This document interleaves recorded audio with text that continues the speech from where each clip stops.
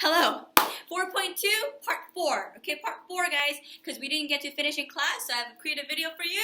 So please watch. It'll be very short, okay? So you guys, part 4, even and odd trig functions. Even and odd trig functions, okay?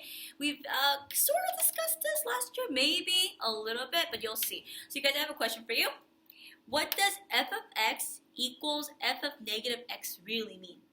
So we have an audience today. Juliet, what do you think? What values are being switched? Right? Think about the deep discussion, deeply thinking about what this really means. F of negative x is equal to negative of f of x. What does that really mean? Like here. So you guys, here f of x equals f of negative x. That means the y values are the same or different. Juliet? She's the only student today. Juliet's with me today. So you guys, Juliet, what do you think? The y values are the same when the x values are opposites, huh? That's what it's saying? Because the y value here, right? Y value here? Exactly. So I'm just going to write that y values are the same. Okay? How about here? If I have f of negative x, it's saying that it's the opposite of f of x. So y values are the same or different? Exactly. Different, right? So with that in mind, I'm going to tell you something. This is A, and this is B, and this is called an even function, and this is called an odd function. So based on your knowledge, look at the familiar functions that we have here. We have a sine function, f of x equals sine of x. We have a tangent function, y equals tangent of x. You can just sketch these in your graph, in your notebooks if you want.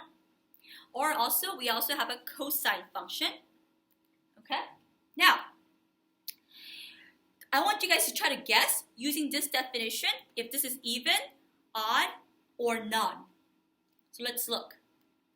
So what do you think of sine? Based on the definition here. F of x equals f of negative x. So let's check a value. Let's say this guy is, this guy is 5, so this must be 2.5, right?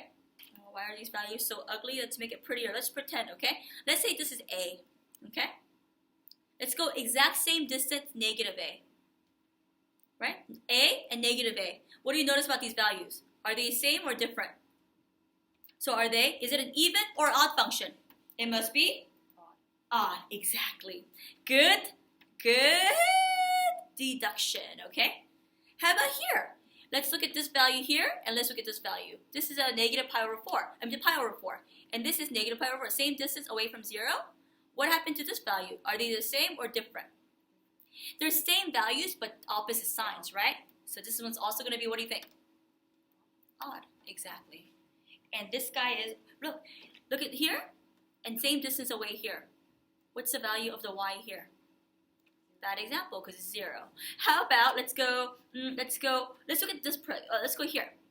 How about we go here, right? And this value. And how about the same distance here and this value? Are they same or different? Opposite x's, but same. That means this must be even. So you guys, simple definitions for you. Sine, cosecant, tangent, cotangent functions are odd, as you guessed. So sine of negative t is equal to negative sine t. Same, these are reciprocal functions. So of course these are true.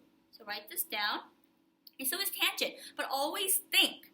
Remember, sine is odd because at the opposite x's, the y values are different.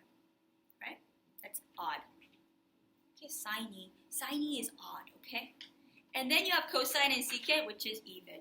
That means even if you put a negative opposite value of that x value, then you're going to still get the same y value. Like this. Okay?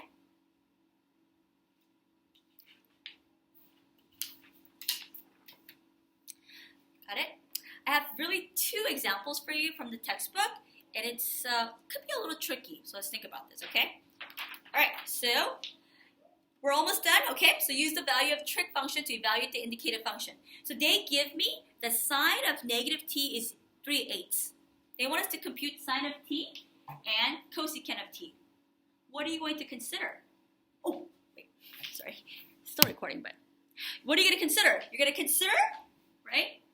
Whether sine is odd or even. Remember, sine of negative t is equal to negative sine of t, right? Okay, so then what does it tell you about this guy here? So this guy is 3/8, right? Then what does it tell you about the opposite of this guy, which is sine t? Aren't they all 3/8? Then what is this guy then? Exactly, negative 3/8. And what about cosecant of t? It's the reciprocal of this. So it's going to be?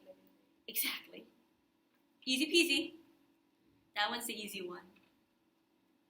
Okay? Now, this one's going to make you think a little bit, okay? But let's go over this really quickly. Cosine is an even or odd. Oh, I should write that, huh? Odd function. And cosine is an even function, okay? That means cosine is even, which means cos of negative t. The same thing as cosine of t, right? But now, what's the period of cosine? Period is 2 pi, right? 2 pi, okay? So I want you to think about this. Now, cosine of t is equal to 4/5, okay? That means cosine of negative t is also equal to 4/5, okay? You know how a cosine function looks like this? Like that? And if we were to go this way, it goes like that, right? So that's why it's even, because either side looks the same. It's the symmetric about each other, right? So now, what if it moves? So that means this is 2 pi, right? Right? What if it moved pi, it's saying? Pi, just half of that, right? What is it going to do then? Sorry, this graph is not really drawn to scale. What do you know about these? It's the opposite, exactly. So it's going to be negative 4/5 here. Because if we added 2 pi here, or subtracted 2 pi, then it'd be the same. Because it's going the same 2 pi distance. But we're only going pi here. So it's going to be the opposite. And same thing here, right? Either we go right or left pi, it's going to be the same thing as that guy. Okay? This is the part that's most tricky, but try to think about the period and the even and oddness of each of the trig functions. Good luck! All right? Done! Bye! All right.